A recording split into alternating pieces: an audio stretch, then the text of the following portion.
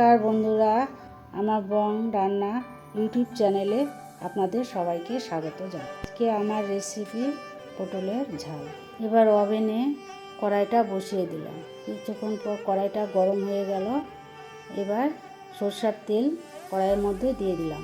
তেল দেওয়ার পরে পটলগুলো কড়াইয়ের তেলের মধ্যে ছেড়ে দিলাম। ছেড়ে দিয়ে এবার উলট পালট করে ভেজে নিলাম।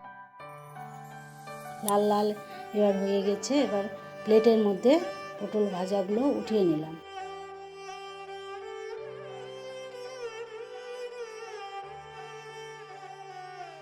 আবার সেই তেলেই 5 সম্বরা শুকনো লঙ্কা সম্বরা দিয়ে নাড়াচাড়া করে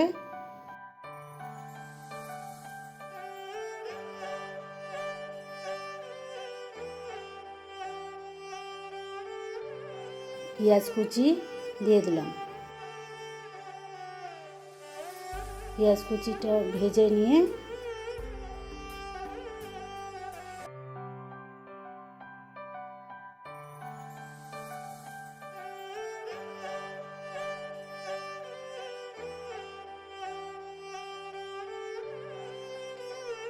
এবার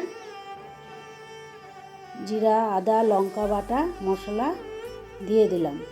দেওয়ার পরে একটু কষিয়ে নিলাম।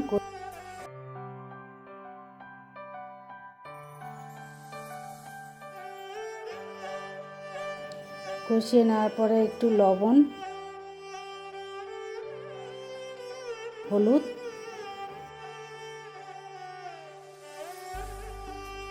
ধনে গুঁড়ো দিয়ে কষিয়ে নিলাম।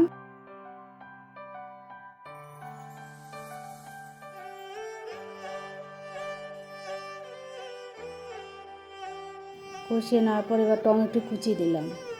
টমেটো কুচি দিয়ে আবার একটু ভেজে নিলাম।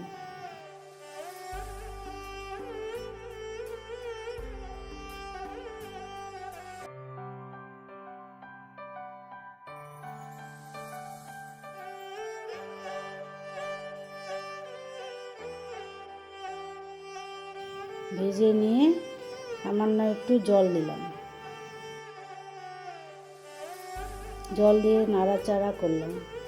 নাড়াচাড়া করার পরে এবার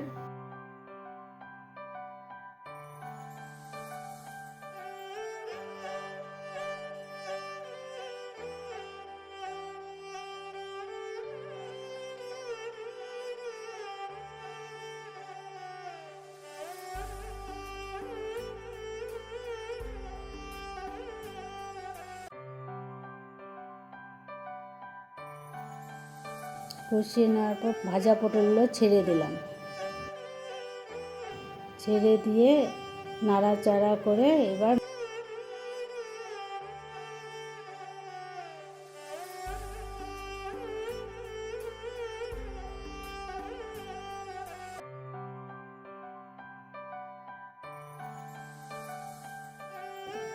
পটলগুলোকে কষিয়ে নিলাম। কষিয়ে নেওয়ার পরে একটু ঢাকনা দিয়ে ঢেকে দিলাম। কিছুক্ষণ পর মাপ মতো জল দিলাম। জল দিয়ে